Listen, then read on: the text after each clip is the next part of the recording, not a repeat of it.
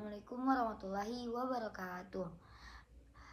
Dengan menyebut nama Allah Subhanahu wa Ta'ala yang telah memberikan kita nikmat kesehatan, kesempatan sehingga saya dapat memaparkan materi pada kesempatan kali ini. Baik, perkenalkan nama saya Ramwati dengan NIM 90501230010 dari Perbankan Syariah kelas C. Baik, dengan adanya video yang saya buat ini untuk memenuhi tugas mata kuliah ekonomi makro syariah. Baik, adapun pembahasan materi kita kali ini yaitu pengantar ekonomi makro Islam. Adapun inti pembahasan kita yang pertama masalah utama ekonomi, yang kedua perbedaan ekonomi makro dan mikro. Yang ketiga yaitu indikator makroekonomi. Baik, pembahasan yang pertama yaitu masalah utama ekonomi. Masalah utama ekonomi yaitu ada 4. Yang pertama yaitu pertumbuhan ekonomi rendah. Pertumbuhan ekonomi di Indonesia sekarang sudah mencapai 5%. Yang kedua yaitu adanya inflasi. Apa itu inflasi? Yaitu inflasi adalah kenaikan harga barang atau jasa secara menyeluruh atau terus-menerus dalam periode tertentu. Yang ketiga itu pengangguran tinggi. Pengangguran di Indonesia saat ini sebanyak 4,5% sampai dengan 9,3% orang miskin di Indonesia. Yang keempat yaitu depresiasi nilai mata uang.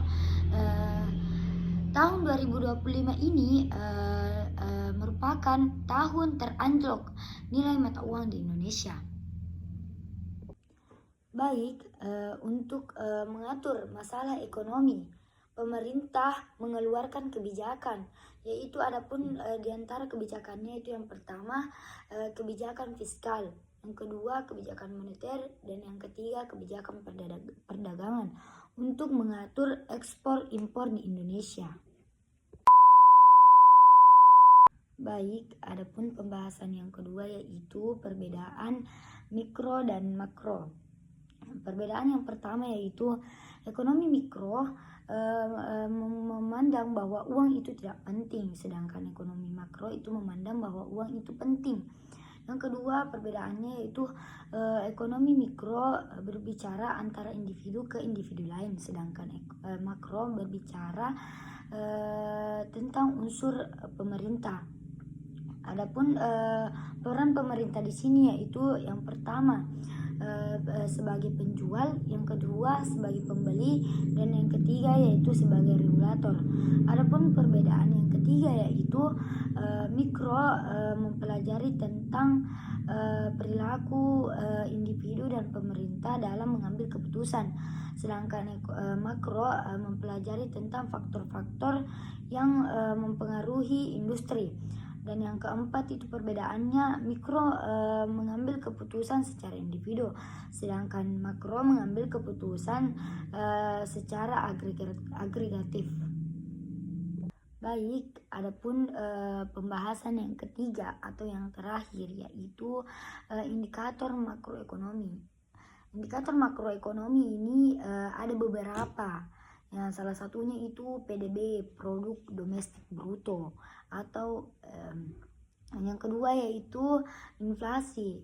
Inflasi yang seperti saya katakan tadi adalah kenaikan harga barang atau jasa secara menyeluruh atau secara terus-menerus dalam periode waktu tertentu. Yang ketiga yaitu pengangguran.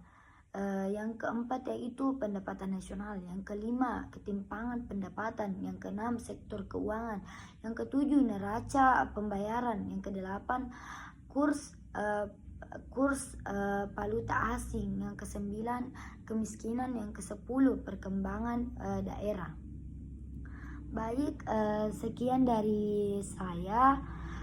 Kurang dan lebihnya mohon dimaafkan. Wabillahi taufiq wal hidayah. Assalamualaikum warahmatullahi wabarakatuh.